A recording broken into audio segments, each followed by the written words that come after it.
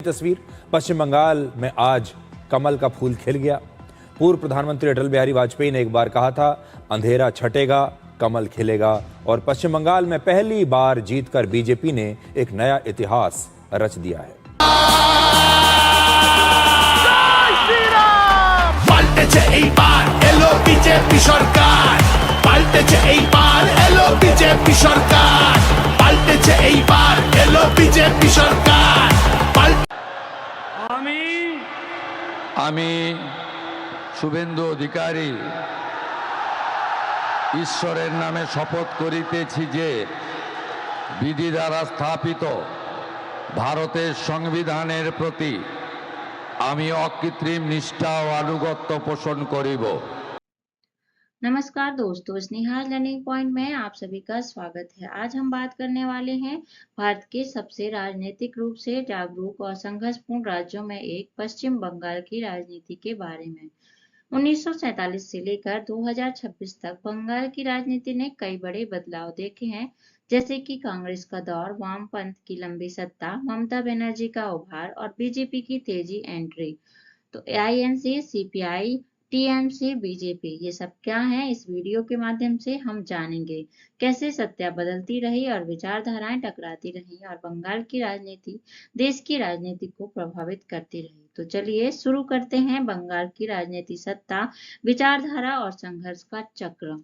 INC मतलब कांग्रेस। कांग्रेस जो है वह स्वतंत्रता के बाद शुरुआती वर्षों में बंगाल की मुख्य पार्टी। 1947 के बाद शुरुआती शासन कांग्रेस के हाथ में था। सीपीआई-एम लेफ्ट फ्रंट ने लगभग 34 साल तक बंगाल पर शासन किया। लैंड रिफॉर्म्स और मजदूर राजनीति इसकी पहचान रही। टीएमसी ममता बनर्जी के नेतृत्व में लेफ्ट को हटाकर सत्ता में आई और बंगाल में रीजनल आइडेंटिटी पॉलिटिक्स मजबूत हुई। बीजेपी पिछले कुछ वर्षों में बंगाल की राजनीति में तेजी से उभरी है, जो कि राष्ट्रीय बनाम क्षेत्रीय राजनीति का बड़ा संघर्ष बना है। नमस्कार दोस्तों, स्नेहा लर्निंग पॉइंट में आप सभी का स्वागत है। आज हम बात करने वाले हैं भारत के सबसे राजनीतिक रूप से जागरूक और संघर्षपूर्ण राज्यों में एक पश्चिम बंगाल की राजनीति के बारे में। 1947 से लेकर 2026 तक बंगाल की राजनीति ने कई बड़े बदलाव देखे हैं, जैसे कि कांग्रेस का दौर, वामपंथ की लंबी सत्ता, ममता बनर्जी का उभार और बीजेपी की तेजी एंट्री। तो आईएनसी, सीपीआई, टीएमसी, बीजेपी, ये सब क्या है, इस वीडियो के माध्यम से हम जानेंगे। कैसे सत्ता बदलती रही और विचारधाराएं टकराती रही और बंगाल की राजनीति देश की राजनीति को प्रभावित करती रही। तो चलिए शुरू करते हैं बंगाल की राजनीति, सत्ता, विचारधारा और संघर्ष का चक्र। आईएनसी मतलब कांग्रेस। कांग्रेस जो है वह स्वतंत्रता के बाद शुरुआती वर्षों में बंगाल की मुख्य पार्टी। 1947 के बाद शुरुआती शासन कांग्रेस के हाथ में था। सीपीआई-एम लेफ्ट फ्रंट ने लगभग 34 साल तक बंगाल पर शासन किया। लैंड रिफॉर्म्स और मजदूर राजनीति इसकी पहचान रही। टीएमसी ममता बनर्जी के नेतृत्व में लेफ्ट को हटाकर सत्ता में आई और बंगाल में रीजनल आइडेंटिटी पॉलिटिक्स मजबूत हुई। बीजेपी पिछले कुछ वर्षों में बंगाल की राजनीति में तेजी से उभरी है, जो कि राष्ट्रीय बनाम क्षेत्रीय राजनीति का बड़ा संघर्ष बना है।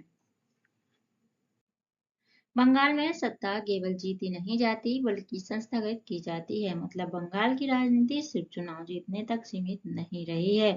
यह सत्ता को मजबूत करने के लिए 3 चीजें अहम हैं, जो कि विचारधारा, संगठन और हिंसा। विचारधारा जो लोगों को भावनात्मक और राजनीतिक रूप से जोड़ना, जैसे मतदाताओं को वैचारिक रूप से बांधना। संगठन पंचायत और कैडर के माध्यम से जमीनी नियंत्रण करना। मतलब जो भी पंचायत और कैडर के जरिए जमीन में पकड़ है उसको नियंत्रण करना। हिंसा राजनीतिक एकाधिकार बनाए रखने का संरचनात्मक उपकरण। कई बार राजनीतिक नियंत्रण बनाए रखने के हथियार की तरह को इस्तेमाल किया जाता है। यही वजह है कि बंगाल की राजनीति केवल वोट की नहीं बल्कि एक लंबे राजनीतिक ढांचे की कहानी है। बंगाल में सत्ता परिवर्तन के 4 मुख्य अध्याय। पहला, कांग्रेस युग 1947 से 1977। कांग्रेस का युग जहां प्रशासनिक नींव रखी गई। दूसरा, वाम मोर्चा 1977 से 2011, जो 34 साल तक संगठन और विचारधाराओं के दम पर शासन किया। तीसरा, टीएमसी 2011 से 2026 माँ माटी मानुष का नारा और बंगाली अस्मिता की राजनीति मजबूती हुई। चौथा, भाजपा का उभार 2026 से आगे तक। बीजेपी के उभार के साथ बंगाल नई वैचारिक लड़ाई की ओर बढ़ रहा है, यानी बंगाल की राजनीति लगातार बदलती विचारधाराओं और सत्ता संघर्ष की कहानी रही है। 1947 से 1977 तक बंगाल ने दो चेहरे देखे। शुरुआत में कांग्रेस और डॉक्टर विधानचंद्र राय के नेतृत्व में विकास और स्थिरता का दौर रहा, लेकिन 1960 के दशक के अंत तक खास संगठन, जन आंदोलन और नक्सलवाद आंदोलन राजनीति को हिला दी। यहीं से बंगाल में राजनीतिक उथल-पुथल और सत्ता परिवर्तन की नई कहानी शुरू हुई। बंगाल में राष्ट्रपति शासन का साया। 1962 से 1977 के बीच बंगाल की राजनीति इतनी अस्थिर हो गई कि बार बार राष्ट्रपति शासन लगाना पड़ा। सरकारें गिरती रहीं, गठबंधन टूटते रहे और राजनीतिक संघर्ष लगातार बढ़ता गया। यही दौर था जिसने बंगाल को स्थिर राजनीति से आंदोलन और टकराव की राजनीति की ओर मोड़ दिया। वाम मोर्चा का 34 वर्षीय शासन 1977 से 2011 तक। 1977 से 2011 तक बंगाल में वाम मोर्चा का ऐसा शासन चला जिसे लाल किला कहा गया। ऑपरेशन वर्गा से किसानों का अधिकार मिले, पंचायती राज ने गांव-गांव तक पार्टी की पकड़ मजबूत की और संगठित कैडर सिस्टम में वामपंथ को 34 साल तक सत्ता में बनाए रखा। यानी यह सिर्फ सरकार नहीं बल्कि एक मजबूत राजनीतिक व्यवस्था थी। सूत्रधार ज्योति बसु सिर्फ एक मुख्यमंत्री नहीं बल्कि बंगाल की वाम राजनीति के सबसे बड़े सूत्रधार थे। 23 साल तक सत्ता में रहकर उन्होंने भूमि सुधार और पंचायती राज को मजबूत किया। उनके नेतृत्व में बंगाल लाल किला बन गया, लेकिन 1996 में प्रधानमंत्री पर ठुकराने का फैसला भारतीय राजनीति की सबसे बड़ी ऐतिहासिक भूल माना गया। वामपंथ शासन की बैलेंस शीट। वामपंथ शासन में बंगाल को दो अलग-अलग तस्वीरें दी गईं। एक तरफ किसानों और गरीबों को ताकत मिली, कृषि उत्पादन बढ़ा और सामाजिक सौहार्द बना रहा। लेकिन दूसरी तरफ हड़तालों, उद्योगों की पलायन और राजनीतिक हिंसा ने विकास की रफ्तार को कमजोर कर दिया। एक साइड सफलताएं थीं तो एक साइड विफलताएं। मतलब एक तरफ सफलताएं मिली तो दूसरी तरफ क्या था, विफलताएं। यानी वाम शासन बंगाल के लिए उपलब्धियों और विवादों दोनों की कहानी रहा है। दलगत समाज जब पार्टी ही प्राथमिक संस्था बन जाए। वाम शासन के दौरान बंगाल में पार्टी सोसाइटी का मॉडल बना, जहां राजनीति सिर्फ चुनाव तक सीमित नहीं रही। गांव में नौकरी, स्कूल, सरकारी योजनाएं और सामाजिक फैसले भी पार्टी के प्रभाव से तय होने लगे। यानी धीरे धीरे पार्टी की समाज और सत्ता के बीच सबसे बड़ी ताकत बन गई। सत्ता का पतन। जब विचारधारा और जमीनी हकीकत में टकराव हुआ। जब वामपंथी विचारधारा जमीन की हकीकत से टकराई तब उसके पतन की शुरुआत हुई।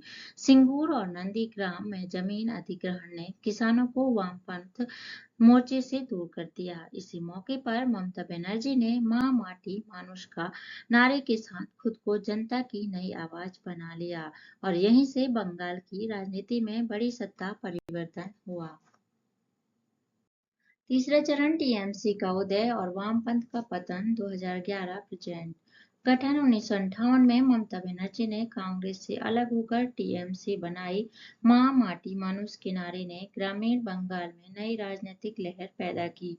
सिंगूर और नंदीग्राम आंदोलन के बाद जनता का गुस्सा वाम मोर्चा के खिलाफ बढ़ा और 2011 में टीएमसी ने ऐतिहासिक जीत के साथ 34 साल पुराने वाम शासन का अंत कर दिया। टीएमसी युग, नई सरकार, पुरानी संरचना। 2011 में बंगाल में सरकार तो बदल गई लेकिन राजनीतिक व्यवस्था ज्यादा नहीं बदली। वामपंथ की पार्टी सोसाइटी मॉडल की जगह अब टीएमसी का नियंत्रण आ गया। पंचायत, क्लब और स्थानीय नेटवर्क के जरिए टीएमसी ने ग्रामीण राजनीति पर मजबूत पकड़ बना ली। यानी चेहरा बदला लेकिन सत्ता चलाने का ढांचा लगभग वही रहा। डार्क अंडरवैली रोजमर्रा की हिंसा की संस्कृति।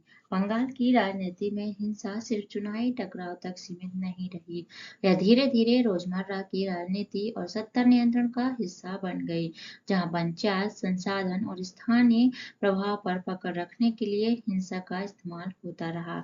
इसी वजह से बंगाल की राजनीति को कई बार डार्क अंडरवैली भी कहा जाता है। The anatomy of violence. Bengal में हिंसा का चक्र। बंगाल में राजनीतिक हिंसा एक चक्र की तरह काम करती रही।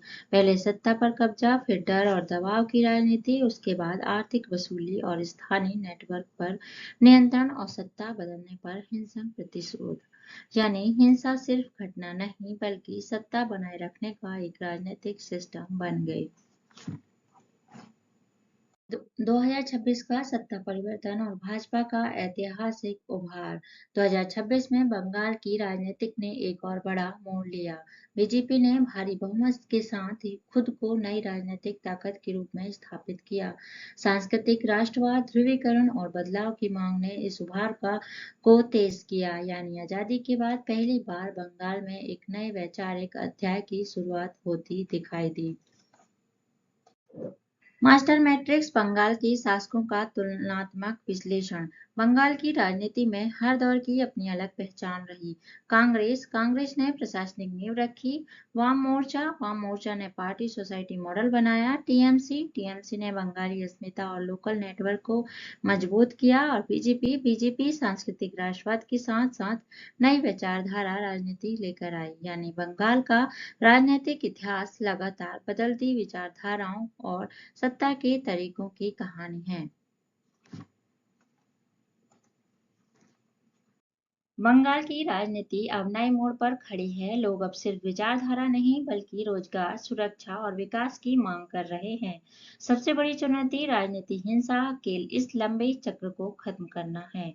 और 2026 के बाद बंगाल की राजनीति शायद देश की मुख्य धारा से और ज्यादा जुड़ती दिखाई दे रही है। तो दोस्तों, कैसी रही पश्चिम बंगाल की यह पूरी कहानी? राजनीति की पूरी कहानी, सत्ता, विचारधारा, संघर्ष और बदलाव की कहानी। आपके अनुसार बंगाल का भविष्य किस दिशा में जाएगा? क्या राजनीति बदलेगी या सिर्फ चेहरा बदलेंगे? अपनी राय कमेंट में जरूर बताएं। वीडियो के अंत तक बने रहने के लिए धन्यवाद। वीडियो को लाइक करें, शेयर करें, कमेंट करें, चैनल को सब्सक्राइब जरूर करें।